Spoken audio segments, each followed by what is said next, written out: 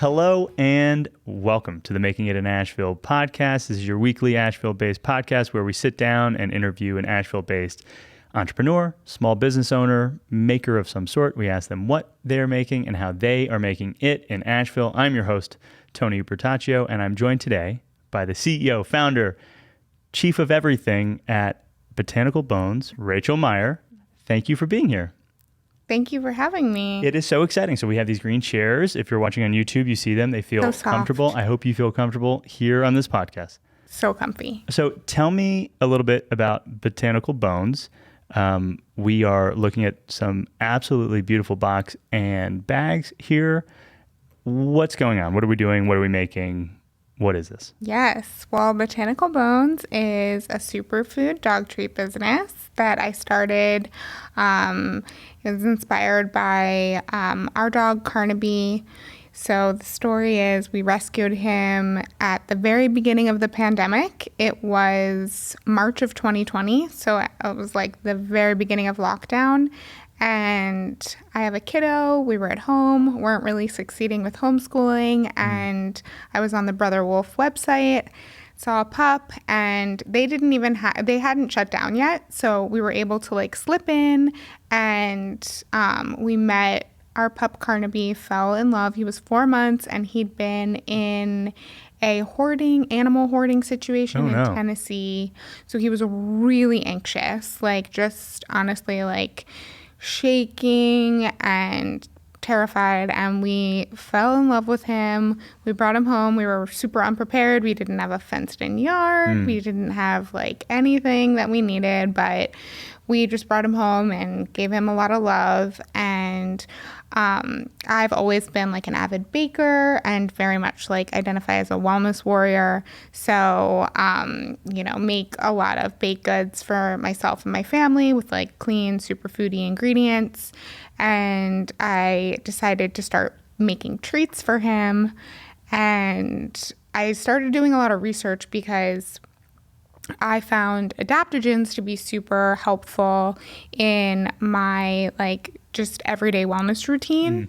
So like reishi really helped me with sleep and anxiety, and ashwagandha with anxiety. So have been using those for many years and started looking to see if I could find anything on the market for dogs. Didn't find anything, but did, based on a lot of research, find that there were like so many health benefits to incorporating these ingredients. The other thing about Carnaby is he's really picky, still to this day. So it was hard to find treats that he actually liked. So I kind of like threw together a recipe with things that I had in the house already, including the superfoods and adaptogens, whole lot of peanut butter in there to make them smell really good, and all human grade ingredients. And Carnaby loved the treats. And so it was like, exciting that he loved them because he was picky. And then I found that they were really helping him. They were helping his digestion and just his mood. And so I was making all these treats, but it was the pandemic and we weren't doing anything. And I had too many treats for him to eat. I hadn't done any shelf life studies at that point. So just started sharing them with the neighborhood dogs. Yeah. And they loved them too. Then I was helping my friend Hannah, who owns Haywood Common, Hannah and Rob, shout out to them. And they were experiencing what all restaurants were experiencing in the pandemic, which like, what do we do now? Sure. So we decided to throw like a pop-up market in their parking lot. And I was helping her put that on because I knew a bunch of vendors just from like community. And so I decided to set up a booth at that market. And when I saw that people actually wanted to buy the treats, I was like, wait a minute, like I'm onto something. So I'm going to pause you there because you are onto something. It seems, and might be fast forwarding, it might not be. So that would have been 2020? 2020. 2020. This is an absolutely beautiful execution of brand look, feel. It is it's killer. Like normally you would find fine print on ingredients. Your ingredient font size is like larger than the rest to kind of highlight that it's just stuff. It's chickpeas, it's peanut butter, it's pumpkin, hemp seeds. So, what, like day one, pop-up one, were you selling them in like Ziploc bags? Like, you know what I mean? Like, what did it initially look like? And was Botanical Bones, like months later, you had to name it?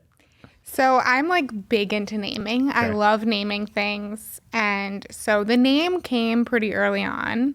And then what I was doing for packaging, and I would like stay up late into the night looking up packaging. The first packages were like just stock craft bags. Okay. And I ordered a custom stamp. And so I created the stamp design on Canva. Mm-hmm. It was like super basic. And then I would stamp the bags. And people used to say, like, we love your packaging, but it was really basic. And the problem with the craft bags was they were great, but the ink on the stamp wasn't waterproof. So, like, if it rained at a pop-up or anything, they got wet, it would run. It was so basic. So, yeah, we started, like, selling in the pop-up, and that was proof of concept. Sure. And then once I knew that, like, we were onto something, I started investigating packaging, and that came a bit later. In terms of order of operations, early days, like how do you remember thinking about the process of going from an idea into a business, right? So often people will be like, name, website, like email, like that's my mind kind of goes to all these like fancy things often, right? And then other folks will go get into a farmer's market, sell products, sell to neighbors, text people, see if they want it. How did you think about, how do you remember those early days and your prioritization or order of operation? That's a great question. It was the pandemic, so a lot of time to think, potentially overthink. I think it was just that there were like limitations on how I could do things and how quickly I could do things. I also have a young kiddo, so I was home with him and juggling that. He wasn't in school, so it was really just I'm like a big instincts person, and everything was like baby steps and based on instincts. It was kind of like easy to prioritize because we didn't have a lot of money. So there was that constraint where it was like, okay, just do like the next thing possible.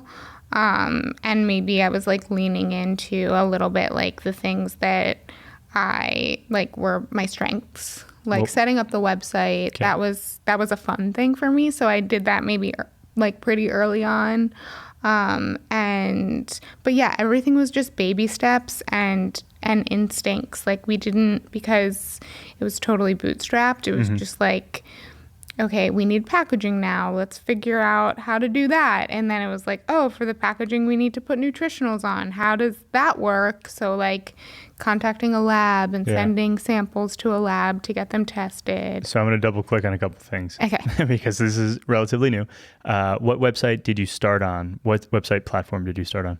Shopify. And you're still there? I'm still on Shopify. Okay. I do love Shopify. Yes, my husband is a software engineer, so he didn't help me do anything really because he had his own full-time job and was pretty busy. But he was definitely a great sounding board, and he's always been like a big fan of Shopify, so there was really no competition. Sure. Yeah, it's hard to argue, though one could. It's hard to argue if you're like a up and down product company, or Shopify does seem to be the platform to build on. Sarah's still on WordPress. We've talked about that in past episodes, but pros and cons, her assumption was that they were going to be very heavy on content, and WordPress, especially when they started, still kind of had a stranglehold on being the best content platform. Cool. So Shopify to start. Then you're like, okay, we're thinking about packaging. I remember hearing at some point or another, maybe it's with, and maybe, I don't even know, is there a distinction, human food, pet food, but like nutritional facts on like, we had a friend with a hot sauce business.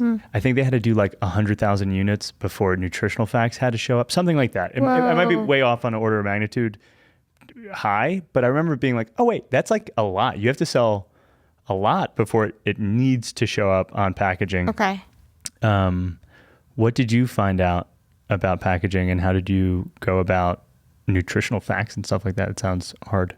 Yes. So it was like just really a lot of research. So AFCO is the body that kind of like regulates the pet industry. It's different than the FDA. Okay. But when we were ordering our packaging, the first run I did of these bags, I think it was maybe, I want to say, once we started designing, I started probably in the markets in like July of August of 2020. Okay. And then I think I engaged Atlas, who did our packaging design, and absolutely nailed it. Crushed we it. get Shout so out to many Atlas. compliments, and I did not design it myself. I worked with an amazing team at Atlas Branding, and they've been a great partner. But I think we kicked off our conversations with them in the late fall, and then so when I knew I needed to get that information and I was going to do a run, I think the first run was like 5,000 bags was like the sweet spot where it was like,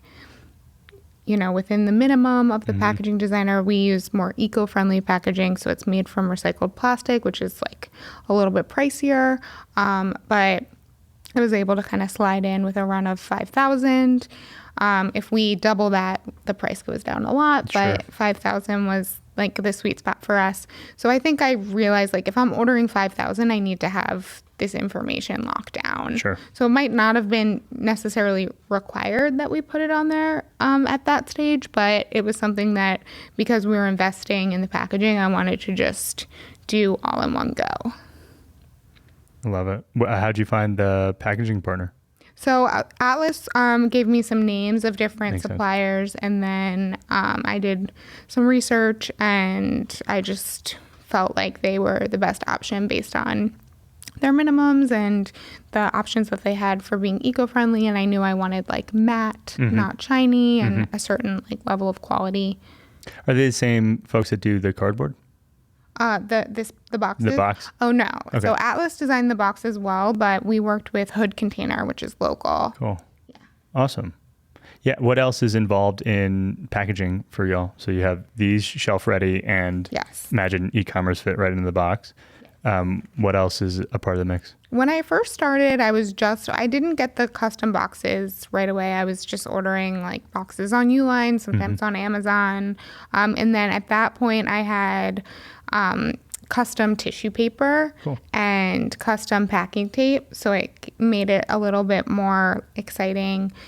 Especially with like direct to consumer, you really want to like sex up the unboxing experience. It really helps with getting people to like post and share, just like any little touches you can do, but it also increased the cost. So like figuring out all of that stuff I probably spent like way more than I should have in the beginning on all the little touches.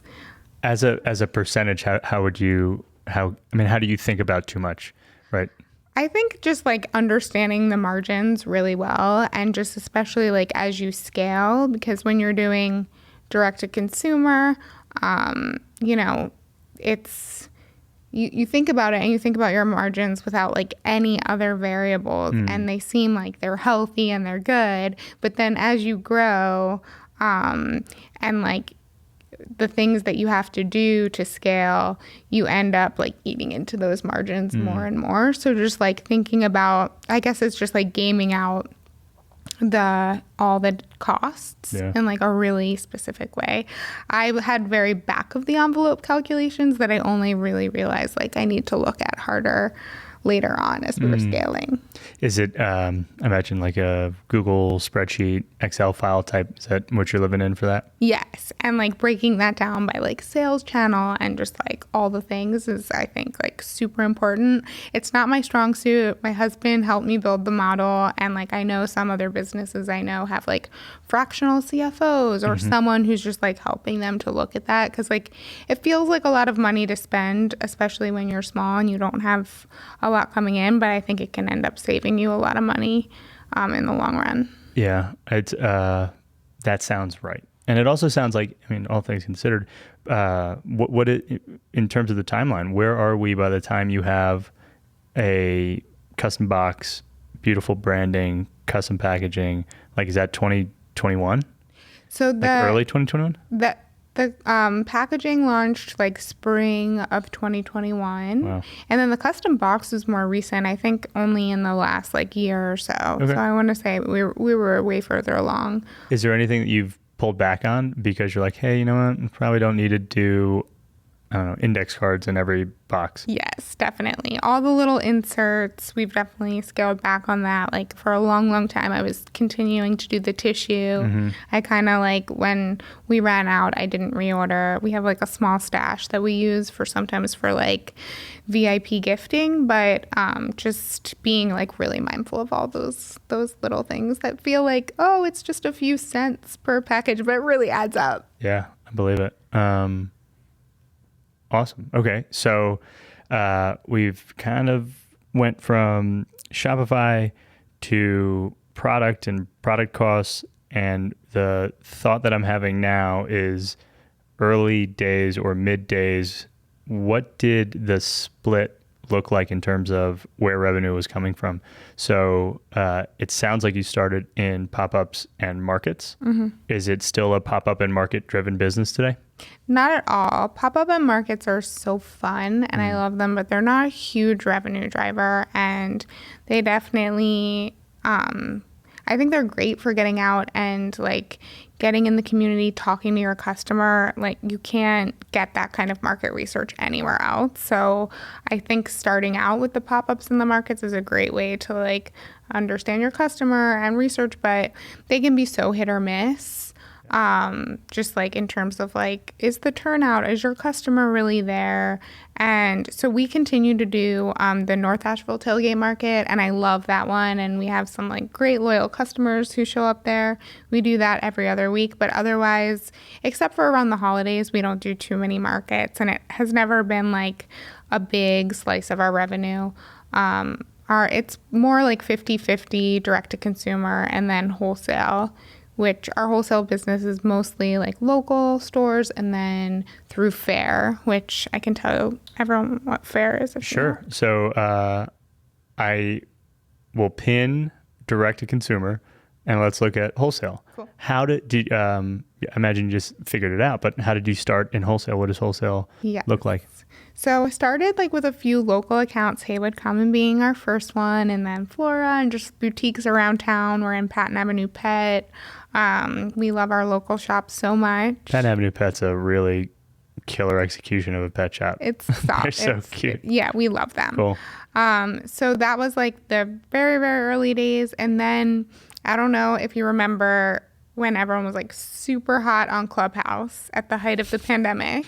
Yeah. But I had a moment with Clubhouse, which is like this like audio only social media platform.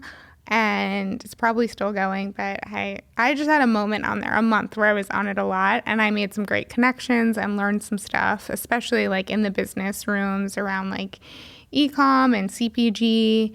And someone in one of those rooms mentioned Fair, and I hadn't heard of Fair. And so they said, I think they recommended it to me or they were talking about it for their business. But basically Fair is like Etsy for wholesale. So it's a platform where like local boutiques and shops can find brands. And so I set up an account and we have been thriving there ever since. That's like really our main, like we don't do like a lot of outbound kind of sales stuff. It's really just all inbound through Fair.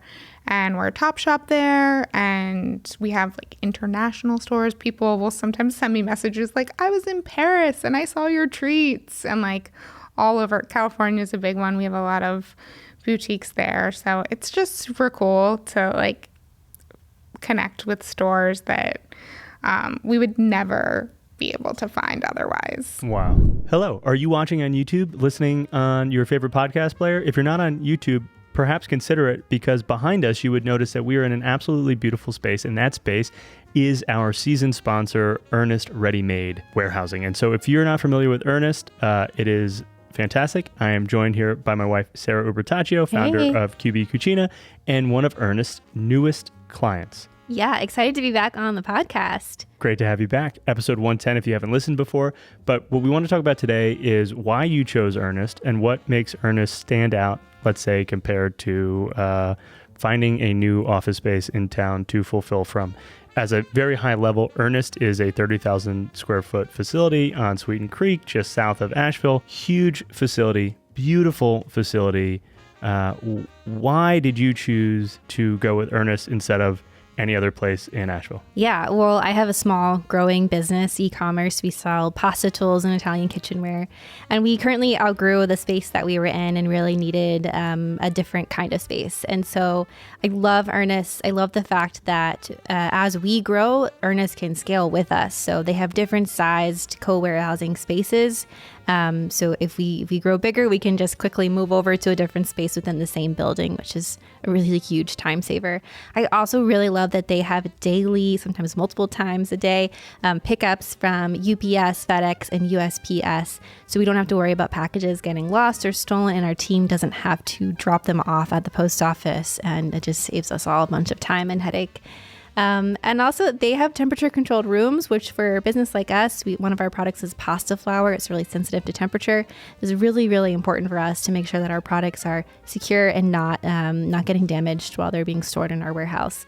And I love all the other amenities. They have a photography studio so we can quickly photograph our products. They have a full break room. They have co-working space that we're able to use for our meetings with team members and other people that may come to see us. And then just the sense of community, being around other small businesses is something that we currently don't have. And I'm really, really looking forward to connecting with others here. I love that. ErnestReadyMade.com if you've not visited that before, or you can check out makingitinasheville.com/Ernest. And we have a bunch of information about the partnership we've built for this season, as well as some perhaps special discounts and incentives. If you happen to be a e-commerce business or the right fit for Ernest, you should definitely check out makingitinasheville.com/Ernest, ERNEST. And back to the episode. Okay, so that makes me think at least a couple things. One, shout out to Clubhouse, but also like being, I think I remember that it wasn't necessarily a flash in the pan. It was like a little bit longer than that, but it makes me think of Threads today. And like, are you all in on Threads? Should we be all in on Threads? It seems like on almost all platforms, you get out what you put in. And if you're paying attention, there's an opportunity, even if it's, your audience never grew on Clubhouse, but you were in the right space, followed the right people, all of a sudden there's great opportunity. So don't sleep on Threads. Right. It's so true. I had the same thought about Threads. I was like, is this going to be another Clubhouse, or like, is it like going to stick? And maybe just like the fact that it's owned by Meta. Yeah, the inertia of Meta. Different, but yeah, I had the same thought. And I connected with like celebrities. It was crazy. Wild. Clubhouse. How about that? So then the other thought that's coming up for me is what are some of the economics of Faire? So it seems like they might have one of two models. One is like, providers of the materials, whatever it is that are being sold on Faire as wholesale, pay some sort of annual subscription, and then maybe a percentage of sales goes through Faire. Are you shipping stuff to Faire and there being some central distribution center? Like how does Faire, yes. What's the operation? Great question. So as a brand, you either love it or you hate it, because they do take a commission. And there's a man in the middle. It's not small. The hands are out and they're saying, pay me the money. Yes, okay. That's what I'm saying. So they take a commission. They actually just changed it. So like it used to be 25% for first order and then 15 for reorders, but they changed it. So now it's like 15 for all, but then they take like an opening order fee. And then if you so you have a shop on Faire, and if you have if you send a link to a store and ask them to order through Faire, then you pay no commission. So if it's your own contact, so I have had that happen before, like Moonlight Makers, for example, carries our treats. They're local. They order through Faire because they use it for their shop to find brands. And so it's just it makes it very easy because you keep everything in one place. So they order from us through Faire, but because we have a direct relationship with them, we don't pay a commission. Well, that makes sense. So that part of it is really nice. And then there's some other nice things that I like. Like it automatically has, like prompts an email. So if someone hasn't reordered within like 60 days, you can automatically set it up so it'll automatically send them an email to like restock your product. So it takes like a lot of the heavy lifting out of wholesale, but they do take a commission. And I know a lot of brands that don't want to be there because of that. So it's just for me as like a pretty much like solo entrepreneur on all aspects of like marketing and sales and all those things, it's super helpful. But you love it or you hate it. Yeah, and you got to know your cost of goods sold, I imagine, if you're going to start handing somebody 15%. Yes, I always like to people who are just starting out on Faire, I say like look at your margins and then maybe like consider, because you can provide like pricing discounts, tiered discounts, and specials and promos. So I like put the opening, like the minimum price a little bit higher and then have tiered discounts for like larger orders or if we ever do any sort of like specials, so you can kind of like have that padded in. And they cover the shipping, which is nice. You don't pay shipping. But you are shipping to, in this case, Moonlight Makers. They're not holding they don't anything. touch any product. Just being the connection hub, the platform itself. Faire sounds like a good business to run. That's really interesting. Also, shout out Moonlight Makers showing up on the podcast again. Good to have you. We love Moonlight Makers. Absolutely. Okay, so that's at least part of wholesale. One of the thoughts that I'm having is growth in the business. What has been some of the larger growth drivers? It seems like wholesale and the connection with Faire might be a part of it. Anything working for you in your business? I would say like all of our growth has been social and community. Okay. Even our wholesale business, like a lot of the accounts that we have, our best accounts, like found us through social or we connected somehow. So like the only thing that I've really done from a marketing perspective is like pour all my spare time and energy into like fostering community on social. And that has been the thing. And to be honest, it's been like really slow and steady growth. Hasn't been like one big moment. I think in the early days, I was like, we're going to have like our Oprah moment. And I was really hot on that. And I did like dabbled a little bit trying to get some PR. Yeah. And I did some like gifting to some pretty big celebrities. And it's just like the impact. I mean, they posted stories and like sometimes we would get sales from it, sometimes not. But it's really like the micro influencers and the slow and steady growth train that's been the big thing. I believe that. What's it look like? So slow and steady. What does a week look like in your brand? How are you thinking about creating community online? I think just like a lot of gifting, a lot of product gifting for sure, especially in the early days. And then we built up an amazing team of Paw Ambassadors, we call them. And so, they're kind of like our best customers and they have a code that they can share with their friends and family. And then they get special discounts and just like VIP treatment. We also have like a Paw Ambassador of the month every month. So we reward them for sharing reels, sharing content, because as like one person, I can only create so much content. So really like our community has showed up for me in a big way. Before we continue, talk to me about Paw Ambassadors. Is this like a DIY ambassador program? Are you using any kind of technology for this? What are we doing? It was DIY for a long time. And then I ended up doing a trial with this one platform that was okay, that I didn't love. And then I switched to another platform that had a great like application process, but fell flat and like was kind of expensive. And I recently switched over to Shopify Collabs. Another shout out to Shopify. Honestly, they're not paying me to say any of this. I just really love it. But Shopify Collabs, if you're on Shopify, is free and it does everything you would want a platform to do. How about that? It's amazing. I've been telling everyone I know who has Shopify about it because it's really a game changer. It makes running an ambassador program so much easier and gifting so much easier. And it's just been really helpful. Huh. I need to do some homework on Shopify Collabs. That sounds very exciting and interesting. And then the ability to quantify and track their shares. How is that's baked into that as well? Yeah, it's all baked in. How about I can show you it if you want to see it, but it's all baked in, and so it even like links in their PayPal, so it gives them payouts through, and you can set it up so that you can like have different gifts that you give in different tiers, sure. Like if whatever you want to give them access to, and then if you want to do payouts or not, you can make it manual or automatic. It's very flexible. About how large is this Paw Ambassador program today? I think we have just about 80. Wow.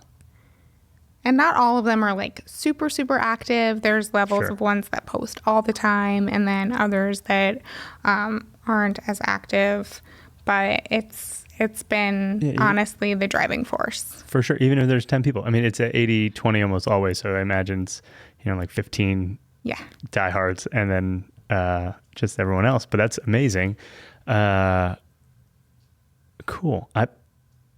I'm kicking myself. I never even heard of that. Okay. It's pretty new. It is. Yeah. Okay.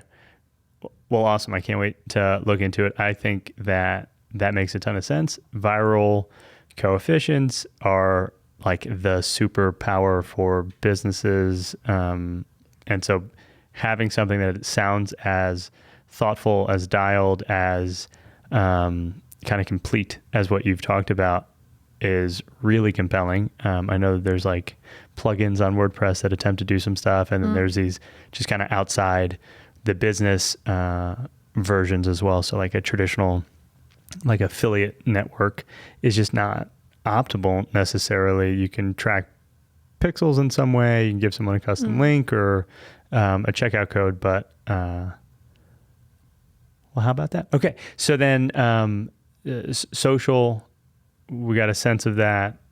Empowering your super fans to become Paw Ambassadors. Love it. Let's talk about the difference between the website that exists today and the website that you might have started with. What has happened in your website? I'm so embarrassed. Not a lot. Not a lot. Not Okay. a lot. Cool. And it's one of those things where I found a template and I set it up like pretty much day one. And then I was scared to change it because I'm like, it's working kind of. I mean, we have like a good return customer rate, and certain things I was just like nervous to change. And then also we have subscription, which is an app through Shopify. So I'm not in love with our subscription app, but it's really tricky to change that and switch it over. Yeah. So kind of like stuck with it. From a design perspective, I've definitely changed imagery, but I haven't done too many changes on like the actual website itself. I've had like a few different external people do an audit, and I've taken their comments on board. It's mostly been like image description stuff, but I haven't done like a super big deep dive on changing it. And yeah, maybe we will one day, but not today. Awesome. I think that's a perfect answer. Totally reasonable. Shopify, one of the gifts of the platform is that like out of the box, it's meant to work. Yeah. So that's a good thing. I don't know if we've said your husband's name, Mark. So how has tracking on the website, have you been doing a lot of any data in any way? So embarrassed. No. Okay. Not even. I do look at like the Shopify analytics super regularly, but we haven't done, I can see that like most of our traffic is coming from social. So I do know that. And we haven't done a ton of, like affiliate stuff with like, I did set up a share sale account, but then didn't really like put energy into it. So we haven't, Google Alerts set up, but I'm very basic on all the tracking, which definitely needs a bit of a refresh.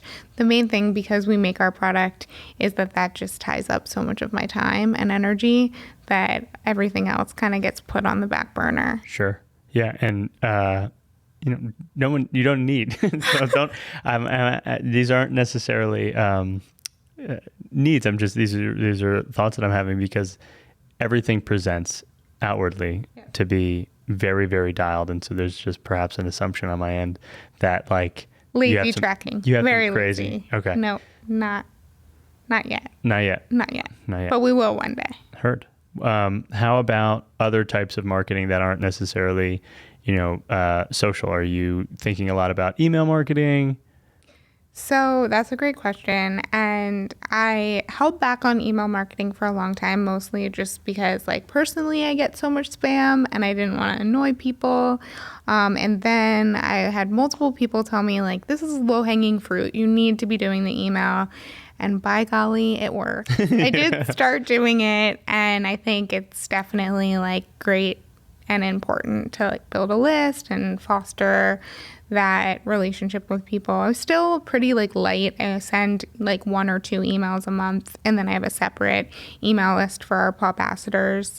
But yes, email is powerful. And the one thing that I held off on doing and then started doing pretty recently was through Klaviyo doing the kind of welcome sequence.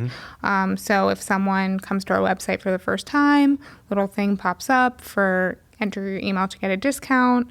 And if they do that, we don't do the whole 7-step sequence with all the email flows, but we do just we send them an email with a code, and that welcome code, it's getting worn out. It's powerful. Yeah. And then we have all the basic kind of automation set up through Shopify. So again, shout out to Shopify.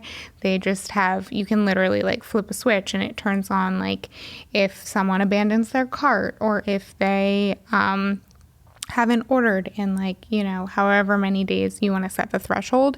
And so I do all the kind of basics, but not too much more than that.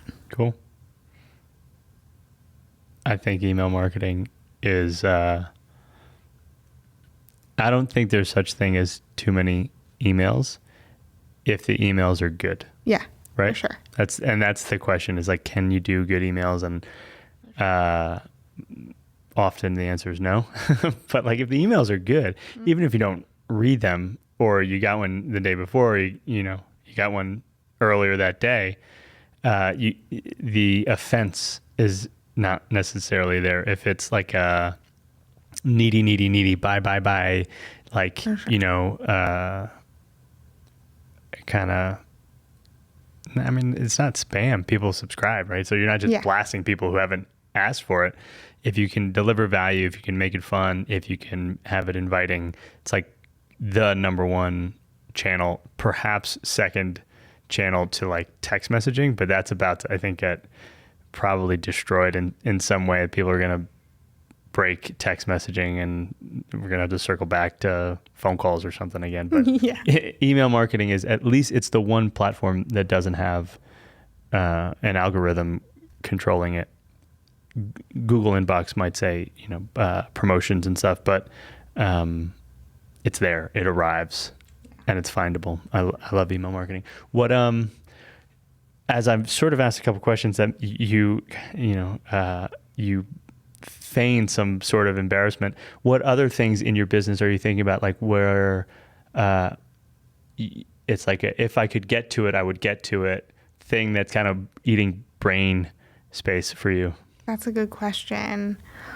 Oh, there's always I think one thing is PR and doing the PR myself, because I think if you do it yourself, it can be really powerful, but it's a big investment. Building those relationships and spending the time to do that is something that's always on my list. And then doing stuff for holiday. That's definitely, because I just talked to a friend in the pet space this morning and she's I'm already working on my advent calendar, and I end up being super last minute about that. And like all the things that I know work, like giveaways, I do them, but I tends to be like when someone reaches out to me and asks if I want to do a giveaway, I don't really like have a calendar. So like organizing all that stuff, like just being super organized, I think is a general helpful thing that I strive for the latter half of this year, and I'm gonna try to do that. And then I guess the last one would be trade shows, because I do think that that's a great way to build a brand. And trade shows seem to have like come back in a big way, especially this year when they were like on hold for a little while, or like not as powerful during the pandemic. So that's, looking ahead, something that I want to invest some time and energy into. Yeah. Seems like it's those all seem to be either long-term planning and thinking actions and or like taking a step out of making treats and working in a business. One of the languages you hear perhaps often, I think I've said on the podcast a lot, but is you're either working in the business or you're working on the business. We're doing a podcast right now. Like, I'm in the business. I'm not being strategic about what making it in Asheville could become. We're doing it. So those all seem to require some level of, let me zoom out. For sure. That's, Mondays and Tuesdays. I mean, I think we give off big brand energy, but we're still like super small business. And like on Mondays and Tuesdays, you can often find me with big gloves on doing dishes. I try to have strategic thinking when I'm, in that mode, but I think you do need a certain level of like space and time to have those big strategic thoughts. So hopefully I'll get there this year. Cool. I want to put a pin in big brand energy. I'm sure that's a thing, but big brand energy, 2023, 2024, let's have some big brand energy. Big brand energy. I like it. And I also would agree, it does seem that in order to do the big kind of, creator, owner thinking, you have to afford yourself space. And while some of the greatest thoughts ever probably have happened while people are doing the dishes, just like, for sure. In the flow state of like, well, there's knives around, I guess it's dangerous. And somehow the movement opens up parts of your brain, but it is probably a little too close to the work to really have that magic happen. Heard. That's funny though. Okay. So talk to me a little bit about like how you're thinking about the business in terms of what good, like what are milestones that you 3 years ago set that you've hit and you feel like, wow, I can't believe that happened, or something equivalent to that? Yeah. I think, I never would have imagined we would have come this far when I first started. It was really like just a little kind of pet project, and I always had entrepreneurial like aspirations. Watched every episode of Shark Tank, used to like fantasize about going on Shark Tank, and but never really like thought that it would happen for real. Yeah. And the brand has really taken on a life of its own. I kind of feel like I'm along for the ride, but it's got its own momentum, which has been really cool. I think a lot of that happened when about this time last year, a year ago in the spring, we applied for a grant, a local grant called the NC Idea Grant. And we won it, and it was a $50,000 grant. So that was like a big moment where I was just blown away by the fact that we had accomplished that and that people believed in my business that much to back us in that way.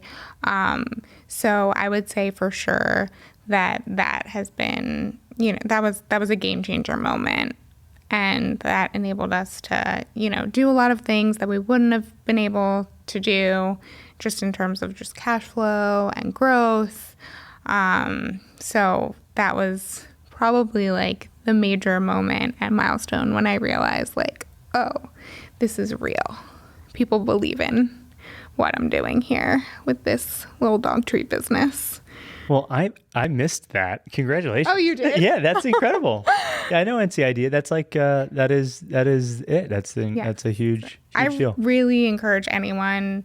They have a $10,000 grant and a $50,000 grant. And when I was going through the application process, I remember having the thought, because it's extensive, as it should be. Mm-hmm. But I was going through the process, and I had the thought, like, even if we don't get this is such a valuable exercise. So like, if you have a business that's scalable, it's a great idea to apply, because they are wanting to support local businesses. And I think if I could do it, anyone can do it. But also, like, even if you don't get it, it's just a really, really great exercise to go through answering all those questions. And it was one of those moments where I actually did like step out and had to be strategic and think about my business in a new way, as someone who never went to like business school and didn't necessarily know all of those questions. Just like the act of putting together the application was really, really valuable.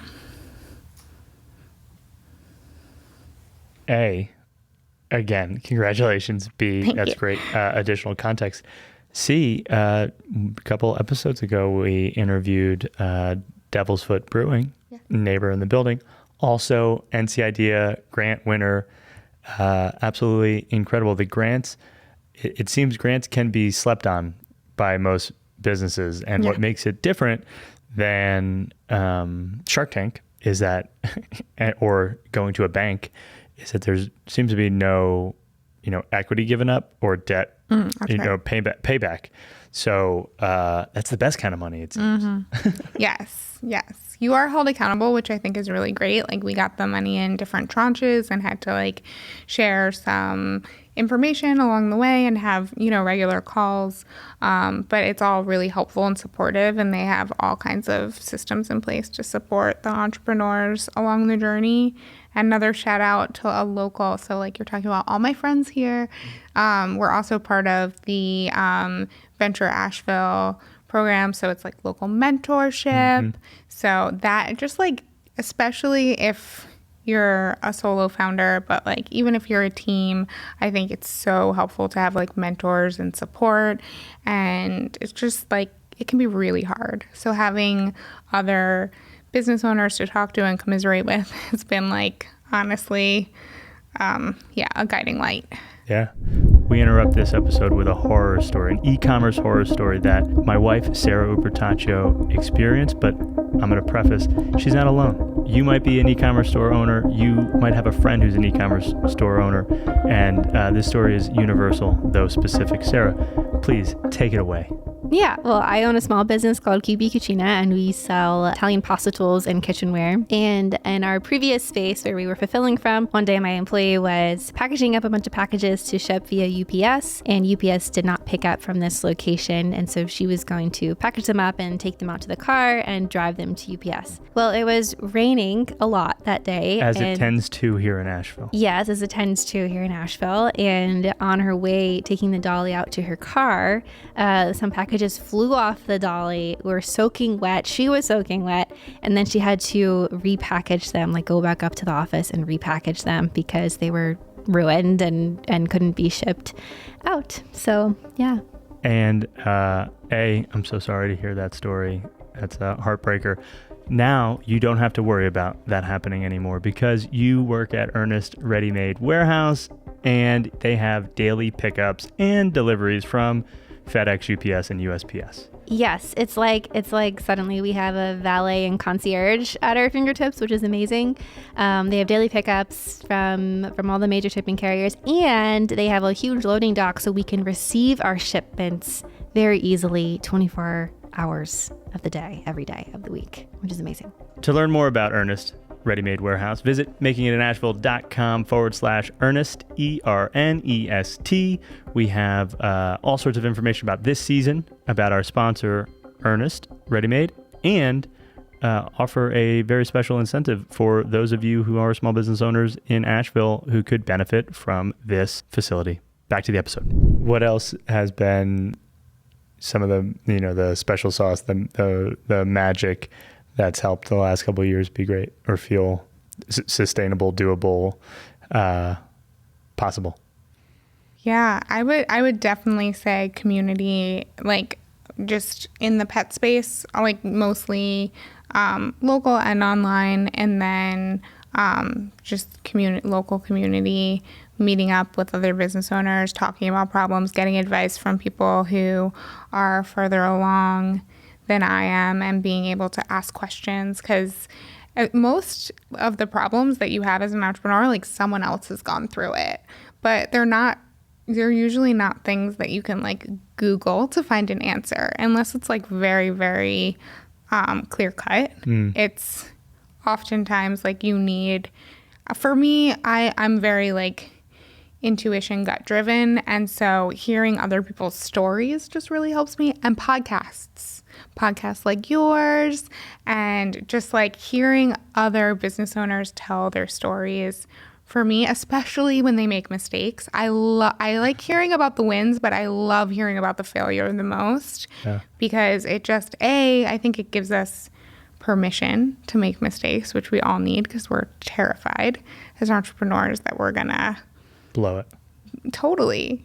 And I think hearing that, I think not everyone feels like safe or comfortable talking openly about that stuff. So just like having podcasts like this to hear those stories is so profound. Well, I hate to not follow up and say, are there any fumbles that you've made over the last 3 years that are kind of stand out as a, if I got up from this, you can get up from this too type of a moment? Totally. I mostly they're money mistakes, and most of them were like pretty small. But feel huge, I imagine. They feel big, and there's definitely like fear involved with them. So like, yeah, always check your proofs, like double check them, have someone else check them. I've made so many mistakes on social media. I don't even count those, like typos and stuff that I'm embarrassed for like a few hours, and then I get over it. If you look at our shipping box right here, this wasn't actually a mistake that I made, but our supplier, made a typo. So our handle on social is actually Botanical Bones Co. On TikTok, it's Botanical Bones, but on Insta, it's Botanical Bones Co. And they got it wrong. It wasn't on me. So I did get a nice discount on that. So yeah, checking proofs is one. And then the other big one I would say was I took a gamble, not this last Christmas, but the holiday season before. So that was 2021. I invested in PR because I wanted to go hard on gift guides and all of it. I had a friend who was based in LA, and I was like, okay, I'm going to set aside some budget. It was before we had the grant. So it was like family money. It wasn't, it was every dollar counted. I didn't have a lot of runway, and cash flow was tight. But I was like, I don't want to leave money on the table. I'm going to do this. And I invested in PR, and it was just such a flop. It was a good lesson for just like expectation setting and being like not having super high expectations of things. Like it's good to test, but also anything where it sounds too good to be true or it feels like an overpromise, it's like, especially with marketing, no one can guarantee impact. I mean, yeah. Marketing and PR, right? So those two things, marketing, PR, advertising, I think are three wholly separate things almost always. Marketing is like the relationship stuff that to me at least, that you're talking about. Then social media, sometimes there's links and sometimes there's an opportunity to sell.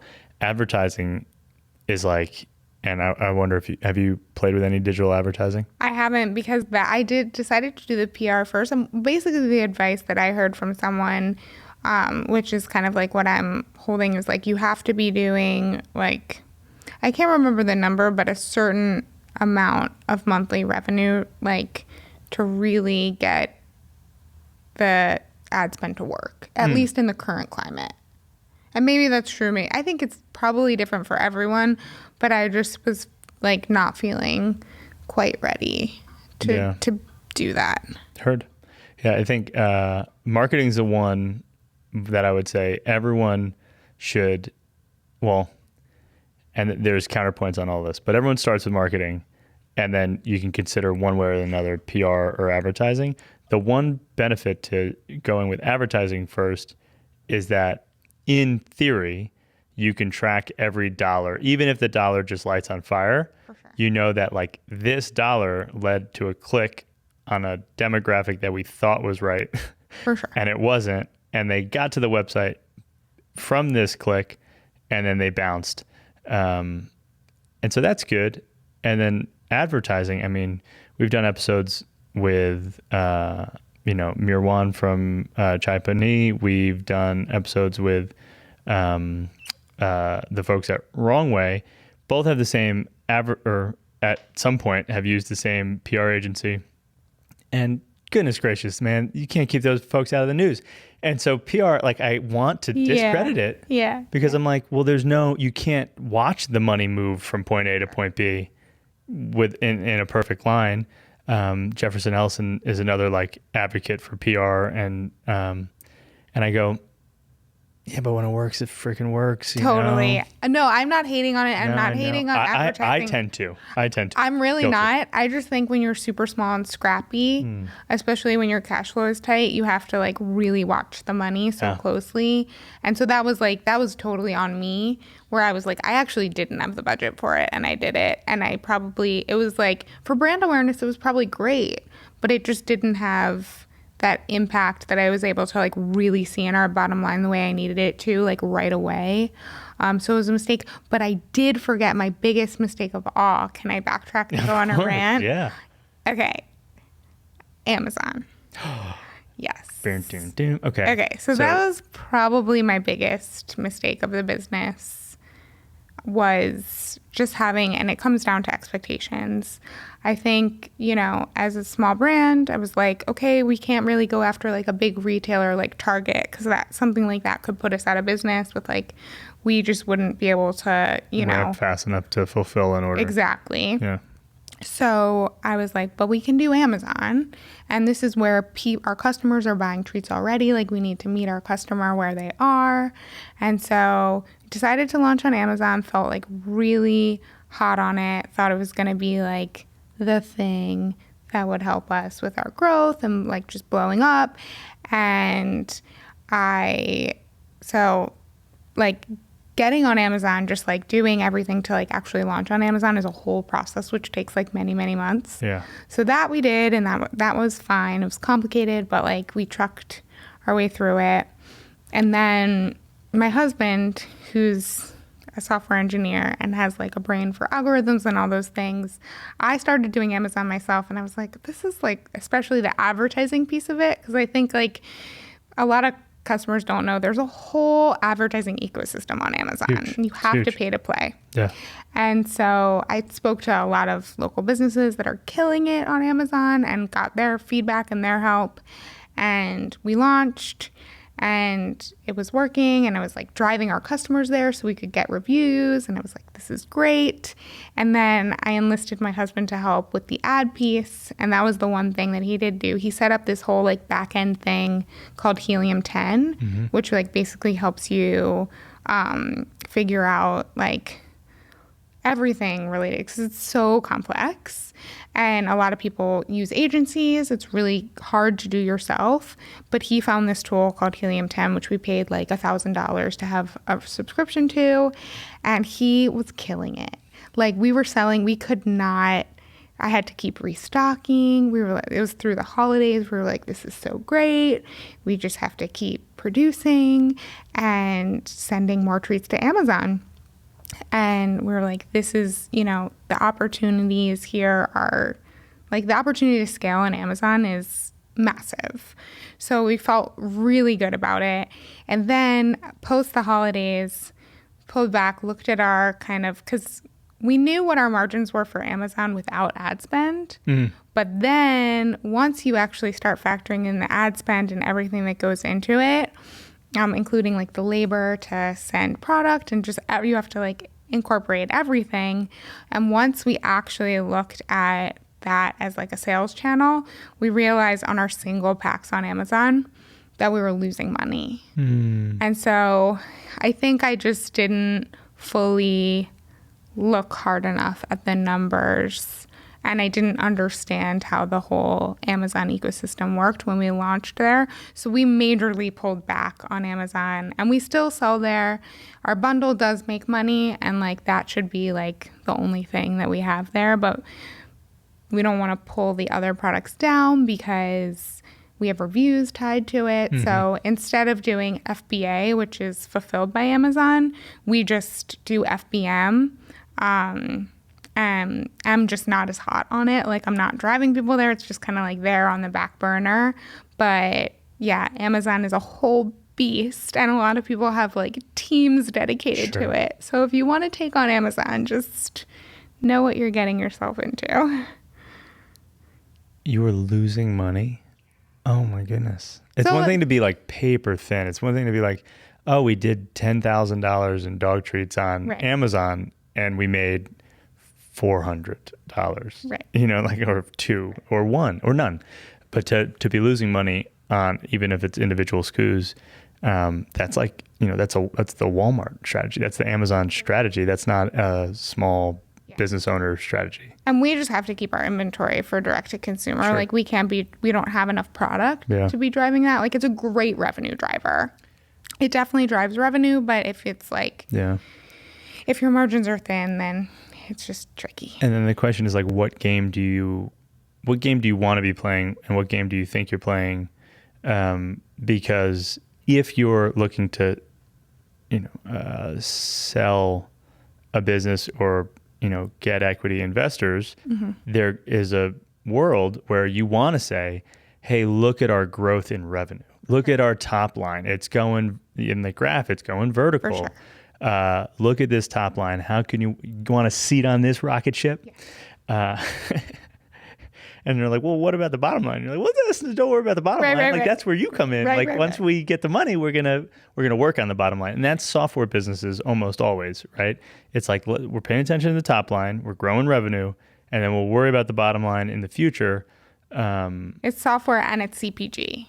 So most CPG businesses that scale are losing so much money.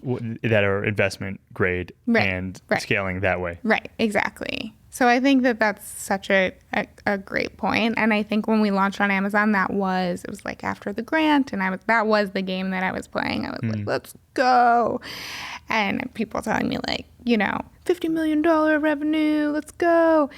And then after I like took a step back and looked at everything really closely, and evaluated like, what do I really want? Like, someone said to me like, how do you want to design your life? And so I really like sat with that and realized that like, I think I want to be like more focused on profits than revenue. So like really profit first mentality, bootstrapping, and slowing down if we need to do things like intentionally, and just grow strategically and not just chase revenue or vanity metrics, because it's exhausting. So the tail can certainly wag the dog in this game. So what after doing that meditation, what came up? What thoughts? So clearly pulling back on Amazon, that is not fun anymore, right? Like, that's not exciting. I've learned, fool me once, shame on you. I'm not getting, no shame on me. Yeah. We're done playing that game in the same way. What else has come up? I think just like, we know we need to get our COGS down. So like our cost of goods sold, we know we can get them down. It's just going to take a little bit of work. So I think just like being strategic about that, getting the COGS down. It's not to say that once we get our COGS down, Amazon could actually be fine. Sure. I don't think I'll ever be like in love with it as a sales channel, but I think we'll probably stay there and try to make it work for us. But yeah. And I shot my hand up into interrupt, and I apologize. Did you do anything that would have incentivized them to follow up directly to your website? So people do that. Yeah. And it's kind of like... Is it frowned upon by them? No. I mean, you're not supposed to drive people to your website. We just kind of included a card, and it like encouraged people to leave reviews or to connect with us on social. Yeah. So that was our way. Like, if you connect with us on social, then we'll do it there. Yeah. But I know that people do incentivize or like have little kind of tricks that they do, and they haven't gotten in. Everyone I know who does it hasn't gotten in trouble with it. I was just scared too. I mean, I get that. I'm a rule follower. Yeah, a big hand slap from Amazon would probably hurt. Yeah. But I guess part of the thing I was thinking about, it's like everything I can remember buying from like big boxes, especially online, is like in the packaging. It goes like, do not return this to where you bought it. Like, reach out to us if there's an issue. Interesting. And part of me goes, if you use it as maybe not like a profit engine, or not consider that it'll be your largest profit engine, but it could be a good kind of lead engine, is an interesting concept. And somehow or another, Amazon does subscription stuff, but if you can, fulfill subscriptions on your own website, say, not allow subscriptions on Amazon somehow, I don't know. Those are thoughts. That's definitely like one of the thoughts I had too. And I did actually have, so we have like a connection with a business that had a relationship with Boxed.com. For sure. And we were on Boxed for a while. And then the partner that we had stopped working with Boxed, so we're no longer there. But I did have people convert from Boxed, which it was a similar thing. It was dropship. Yeah. And I had people convert to subscribers. We had like some repeat orders, and then they converted. So I do think that it's super valid. And the people I know the smart businesses I know that are playing the Amazon game really well, that's what they're doing. They're just trying to like use it as a kind of like a driver for leads. Cool. Yeah. What else does the future hold for Botanical Bones? Yeah, well, we're just, we're trucking along, and I'm excited for the future. I think that we are in a really good place because we're just with this profit first mentality, just, figuring out what growth looks like in that way, in a way that like on a personal note, I'm really trying to slow down, and I was struggling with burnout pretty severely at the beginning of the year. So I'm just trying to, try to find some balance, or at least just like recognize like when I'm in a really stressed out state. And so, yeah, building a business that I feel proud of, but also, doing it in a way that fits in with my family life and all those things. It seems to me that is that's the Asheville dream. Perhaps not the American dream, but it's like, can I do something big that fulfills me, that inspires me, that helps the community at large, or, is at least participates in the community at large, and can I do that all while having like a healthy existence on planet Earth? Yeah. Because if you just looked around, not maybe in Asheville, but if you looked around at the avatars of successful business tycoons, it's like unhealthy, like sociopath, unhealthy. Like, it's just, there are examples for sure of folks who seem to be living balanced lives and succeeding economically or professionally, and it seems like those folks are the heroes here in Asheville. For sure. I take a lot of inspiration from the dogs too. Our customers, they're just living their best lives. We just want to make them happy. Honestly, I would give away all the treats for free just to hang out with the pups. That's like that's what it's really all about. I love that. Yeah, that is, that's actually, I honestly, I feel like I should ask that at the start. Yeah, what is it all about? So it's about the pups? About the pups, the rescues. So we give back to animal rescue. Mm-hmm. dog Carnaby Carnaby, is a that's right. rescue, and we work with Brother Wolf, we work with Mountain Pet, Asheville Humane, and then rescue organizations all over in different cities. We try to spread the love around. We love sending treat donations and financial donations, and that's what it's really all about for me. And I'm working on my husband to get another dog. Oh, man. That's the end goal. I get it. Shout out to Brother Wolf, by the way. We also adopted from Brother Wolf in 2021.